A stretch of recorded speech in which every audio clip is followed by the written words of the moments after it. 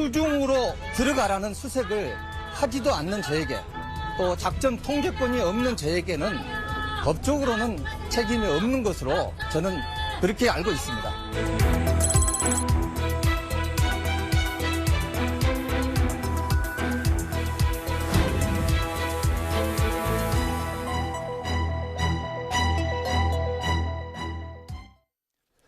네, 이른바 3대 특검이 수사에 속도를 내고 있습니다. 어제 공식 출범한 김건희 특검팀은 수사 개시 하루 만에 삼부토건 압수수색에 나섰습니다.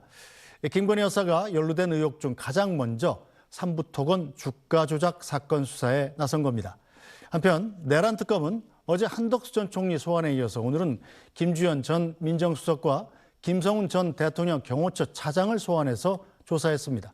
관련 내용 임주혜 변호사와 자세히 짚어보겠습니다. 변호사님 어서 오세요. 네, 안녕하세요. 네, 김건희 특검팀 어제 현판식을 가졌는데 오늘 즉시 삼부토건 압수수색에 나섰군요. 본격적으로 출범을 한 지 하루 만에 전격적으로 압수수색에 나섰습니다. 그 첫 타자가 삼부토건이다 이렇게 평가해 볼 수 있을 것 같은데요.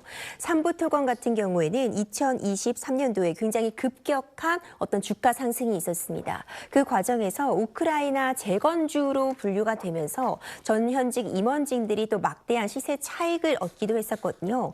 이와 관련해서 이 삼부토건 관련해 김건희 여사가 연루되었다는 의혹이 제기가 되었고 이번에 특검에서 이 부분의 의혹을 가장 먼저 들여다볼 것으로 보입니다. 네, 자, 김 여사 연루 의혹이 불거진 삼부토건 주가 조작 의혹은 지난 4월에 공수처가 순직해병 수사 외압 사건 관련해서 수사하던 중에 불거졌습니다.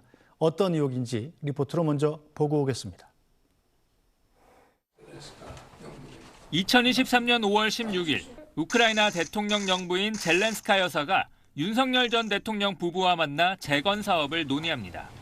이후 삼부토건이 여러 건의 재건 사업 양해각서를 체결했다는 사실을 알리며 주가는 2달 만에 5배 넘게 뛰었습니다.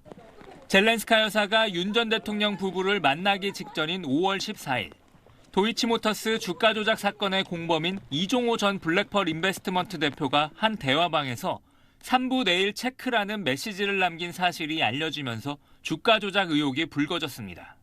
민주당은 김건희 여사가 연루된 사건이라며 특검 수사가 필요하다고 주장했고 이복현 금융감독원장은 철저한 조사를 약속했습니다.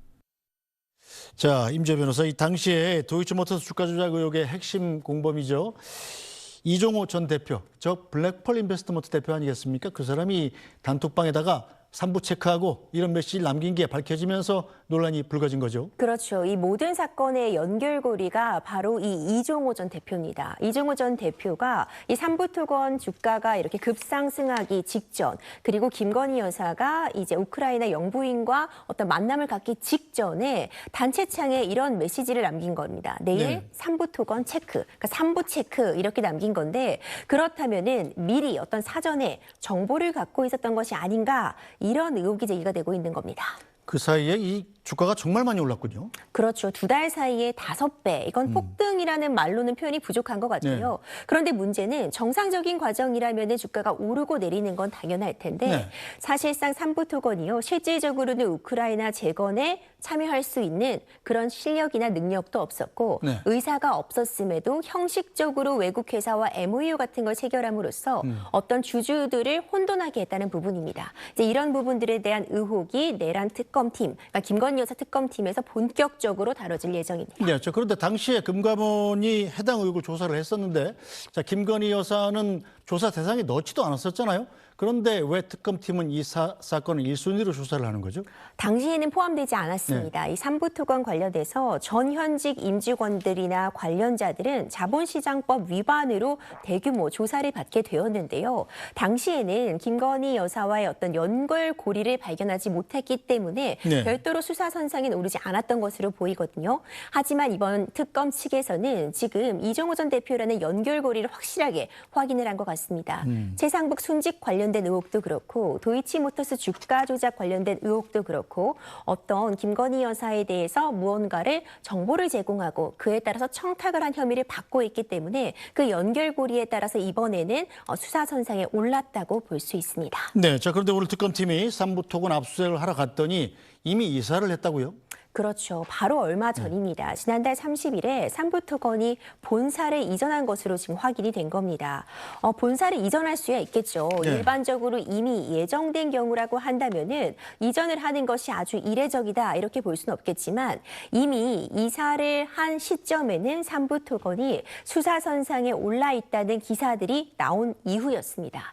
그렇기 때문에 어떤 증거 인멸 같은 부분을 위해서 이사를 단행한 것이 아니냐 이런 의혹들까지도 제기가 되고 있고요. 네. 특검 측에서는 이 부분도 포함해서 과연 이것이 적법한 본사 이전인지 아니면 일정 부분이라도 증거 인멸을 위한 이전인지까지도 확인하겠다라는 입장을 피고 있습니다. 네, 자 특검팀이 이 사건 말고도 전국 경찰에서 명태균 씨 관련 사건 기록까지 다 받을 예정이라고 그래요? 그렇습니다. 이 부분도 굉장히 이 김건희 여사 특검의 중요한 한 쟁점이 되고 있습니다. 명태균 씨 관련된 의혹인데 결국 어떤 공천 개입 의혹에도 지금 수사가 선상에 오르고 있습니다. 서울 방배경찰서가 담당하고 있었던요. 네. 조은희 의원에 대한 공천 개입 의혹 사건 자료도 지금 특검팀에 넘어간 상황이거든요. 문제되고 있는 혐의가 2022년 3월 국회의원 보궐선거에서 조 의원이 지역구 국민의힘 책임단원 명단을 명태균 씨에게 넘겼고 그걸 바탕으로 해서 어떤 여론조사를 의뢰했다 이런 네. 혐의가 지금 적용이 되고 있습니다. 특검 측에서는 이제 이 부분도 들여다보겠다 입장을 밝히고 있습니다. 네, 뭐 조은희 의원에 대해서 적용되는 혐의는 지금 단지 혐의일 뿐이고 사실관계는 좀 명확하게 밝혀질 여지가 많이 남아 있습니다. 이 부분 짚고 넘어가겠습니다. 자, 특검팀이 지금 김 여사 출국 금지를 했던데, 자 그렇다면 김 여사가 조만간 소환된다 이렇게 예상할 수 있습니까? 그렇죠. 사실 출국 금지 같은 경우에는 이전부터 사실상 어떤 조사를 위해서 취해져 있었던 형식적인 절차라고 보여지지만 소환 조사는 임박했다는 평가가 가능해 보입니다. 지금 김건희 여사가 입원 상태에서 퇴원도 한 상황이고요. 내란 특검팀은 이미 윤석열 전 대통령에 대해서 1차 소환은 마쳤고 오는 주말에 2차 소환 예정되어 있습니다. 이 쟁점들이 결국 최종적으로는 김건희 여사에 대한 대면 조사가 필요한 상황이라는 것이 특검 측의 일관된 입장이기 때문에 지금 관련된 사건들 자료들 모두 넘겨받고 있고 그렇다면 사실관계에 대한 확정이 끝나는 대로 김건희 여사에 대한 소환이 진행되지 않을까 생각이 됩니다. 네, 자 그런가 하면 내란 특검팀도 속도를 내고 있습니다. 어제 한덕수 전 총리를 조사한 데 이어서 오늘은 김주현 전 민정수석과 김성훈 전 경호차장을 소환했습니다. 한 말씀만 국무회의 관련해서 조사받으러 오신 거 맞나요? 강희구 실장한테 연락하실 때 어떤 소통 연락하신 건가 해서요. 한 말씀만 국무회의 관련해서 조사받으러 오신 거 맞나요? 수사과 관련 조사받으러 오신 거 맞습니까? 오늘 어떤 조사 때문에 오신 건가요? 피의자 신분으로 오신 건가요? 혹시 국무회의 관련돼서 오신 걸까요? 체포 저지 혐의 관련해서 오신 건가요? 체포 저지 관련한 거. 체포 저지 관련 윤 대통령 지시 받았습니까?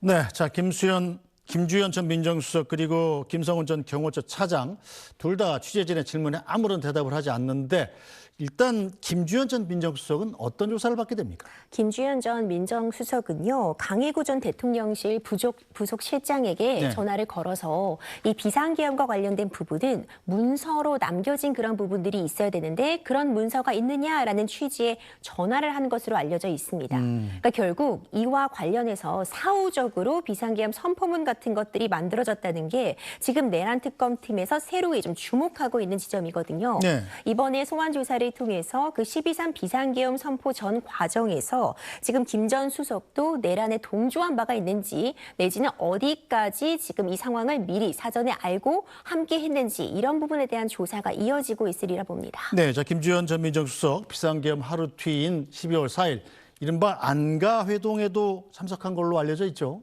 그렇습니다. 이 계엄 선포 바로 다음 날입니다. 이 안가 회동에서 앞으로 어떻게 이 비상계엄 선포 이후를 수습할 것인가에 대한 논의가 이루어졌다. 이런 이야기들이 지금 나오고 있거든요. 아마도 그렇기 때문에 이 수사 과정을 통해서 안가 회동에서 어떤 또 다른 내용이 나와서 사후적으로 비상계엄과 관련된 문건을 만들고자 한 것은 아닌지 이런 부분에 대한 수사가 지금 진행되리라고 봅니다. 네, 자, 한덕수 전 총리도 이 비상계엄문 관련해서 어제 강도 높은 조사를 받았지 않습니까? 그렇죠. 한덕수 전 총리 같은 경우에는요. 탄핵 심판 과정에서도 그렇고 이전에 내란죄의 어떤 수사가 진행되는 과정에서도 계엄에 대해서 선포를 저지하려고 했다라는 부분이 강조되어 왔습니다. 하지만 이번에 특검팀의 생각은 조금은 다른 것 같습니다.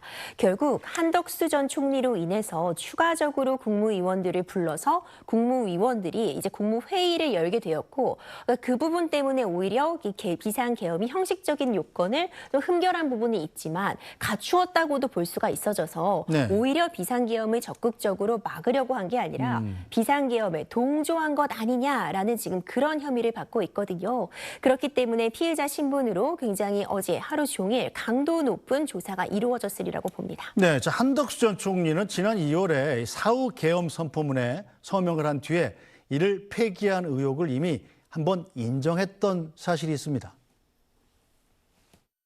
12월 8일 총리께서 부속실장에 전화하여 사후에 문서를 갖추는 것이니 없었던 것으로 하자고 하신 바가 있다고 하십니다. 혹시 기억하십니까? 네, 기억합니다.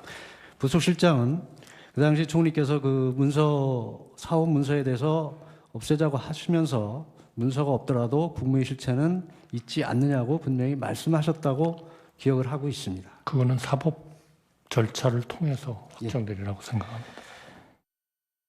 네, 자, 한덕수 전 총리 그 당시에 헌법재판소에서 사후문서 작성 사실을 한번 인정했었는데 이번엔 뭐라고 했답니까? 이번 같은 경우에도요. 사법 절차를 통해서 일단 확정이 되겠다. 조금 더 기다려보겠다는 취지로 보여져요. 기본적으로 어제 이제 수사 과정에서도 조금 더 이제 이런 부분들을 세세하게 밝히기는 했지만 기본적인 입장은 동일합니다. 나는 적극적으로 막으려고 했다는 취지의 지금 증언들을 하고 있거든요. 하지만 특검팀에서 바라보는 시각은 조금 다른데요. 우리가 일반적으로 어떤 사기 사건에서 특히 다단계 피해자 이런 부분들의 수사를 할 때 가해자인 동시에 피해자이다, 피해자인 동시에 가해자이다라는 얘기를 하긴 하는데 지금 특검팀에서는 한덕수 총리 같은 경우에는 윤석열 전 대통령으로부터 어떤 직권남용의 피해자의 위치에 있는 부분도 맞지만 본인이 결국 이 비상계엄 선포 과정에 가담을 함으로써 내란죄에 동조했던 가해자로서의 역할도 동시에 할 수 있다는 부분에 지금 집중을 하고 있는 것으로 보여져서 앞으로 특검에서 굉장히 많은 시간을 이 한덕수 전 총리에 대해서 어떤 혐의를 입증하는 데 할애하지 않을까 예측이 되고 있습니다. 네, 자, 오늘 함께 소환된 김성훈 전 경호처 차장 같은 경우는 윤석열 전 대통령의 체포영장 집행을 방해했다는 혐의로 이미 수사를 받고 있지 않습니까? 그렇습니다. 이미 사실 이 부분에 대한 수사가 진행이 되고 있는데 특검 측에서도 다시 한번 강도 높게 수사를 이어가고 있는 것으로 보입니다. 특히 이 비화폰 서버와 관련해서 적극적으로 이제 삭제를 한 당사자로 지금 지목이 되고 있기 때문에 증거인멸 혐의라든가 하는 부분에 대해서 좀 강도 높게 조사가 이루어지고 있는 것으로 보이고요. 기본적으로 김성훈 전 차장 같은 경우에는 맡은 일, 경호처 차장으로서 해야 되는 그런 일들을 수행한 것에 불과하다라는 취지의 지금 답변을 이어가고 있으리라고 봅니다. 네, 하루에 핵심 인물을 2명씩 소환 조사하는 거 보면 굉장히 속도를 내는 건데 아무래도 내일 모레 토요일이죠. 윤석열 대통령의 2차 소환 조사를 염두에 둔 조사라고 봐야겠죠? 그렇죠. 그 부분을 감안할 수밖에 없는 것이 특검은 시야간이 무한정으로 있는 것이 아닙니다. 이미 정식으로 출범이 되었고 최장 150일까지 수사를 이어갈 수 있는데요. 150일이라고 한다면 5달 남짓이 되는 시간이니까 많다고 생각될 수 있지만 수사를 진행하다 보면 소환 조사가 있고 한 일주일 정도 시간을 두고 2차 소환을 하다 보면 시간이 또 금방 지나가게 됩니다. 이런 부분들을 감안하지 않을 수 없기 때문에 일단 윤석열 윤석열 전 대통령에 대한 2차 소환 직전에 관련자들에 대한 진술을 충분히 확보함으로써 어떤 질문을 윤석열 전 대통령에게 던질 것인지 이 부분을 지금 정리하고 있는 과정으로 보여집니다. 네, 오늘 윤 전 대통령이 내란 우두머리 혐의 9차 공판이 진행되지 않았습니까? 특검에 대한 별다른 언급은 없었나요? 특검에 대해서 어떤 위법 사항이 발생한다는 점을 지금 강조하고 있는 것으로 보입니다. 이제 용어의 차이가 있을 수 있는 부분인데요. 네. 지금 윤석열 전 대통령 측에서는 지금 특검은 사건을 이첩받아갈 수 없음에도 불구하고 이첩받아간 것이다라는 주장을 폈다고 전해지고 있습니다. 그러니까 사건을 인계해달라는 요청만 있었는데 검찰이 이것을 특검에 이첩을 한 것은 권한이 없이 행한 것이다라는 주장을 한 건데 특검 측에서는 즉각적으로 이에 반발을 했습니다. 이 인계 요청을 한 것에는 당연히 이첩 요구까지도 들어가 있는 그런 문헌상의 표현인데 이것을 가지고 꼬투리를 잡는 것은 말도 안 되는 일이다라고 네. 지금 일축을 하고 있거든요. 근데 근본적으로 특검팀의 수사 과정에 있어서 계속해서 문제 제기를 하고 있는 그 연장선상으로 이해해 볼 수 있을 것 같습니다. 네, 자 함께 현판식을 개시한 이 순직해병 특검팀도 지금 발빠르게 움직이고 있죠. 그렇습니다. 이제 어제 본격적으로 출범을 했는데 발빠르게 진행이 되고 있습니다. 수사를 개시하면서 일단 어제 임성근 전 해병대 1사단장에 대한 소환 조사가 있었습니다. 네. 강도 높게 조사가 이루어진 것으로 보이는데 현재 전해지고 있는 바에 따르면은 임성근 전 사단장 같은 경우에는 이전에 했던 진술을 좀 유지하고 있는 것으로 보입니다. 이 순직해병 사건과 관련해서 본인은 어떤 직접적인 명령을 내린 바도 없으며 이와 관련해서 어떤 외압은 없었다는 취지의 지금 진술을 이어가고 있는 것으로 보이거든요. 그렇기 때문에 또 진술을 거부한 측면도 있기 때문에 좀 발빠르게 출국 금지 등 2차 조치들을 취함으로써 앞으로 여러 차례 더 소환이 필요하다는 입장을 지금 특검이 펴고 있습니다. 네, 자 그럼 어제 나왔던 임성근 전 해병대 1사단장 이야기 잠깐 들어보겠습니다. 구명노비 부분은 제가 알고 있는 영역은 제 스스로 한 점의 의혹도 없이 구명노비를 한 적이 없고 방금 말씀하셨던 그분들의 어떤 활동이 있었는지는 제가 알 수 없는 영역입니다. 그 부분은 특별한 건 없습니다. 그 이유까지는 제가 밝힐 수는 없고요. 예. 수천 페이지 정도를 제가 제출을 했고 또 보충 자료들 또 증거 자료들을 다 제출을 했고요. 그것으로도 충분하다. 저는 그렇게 생각을 합니다.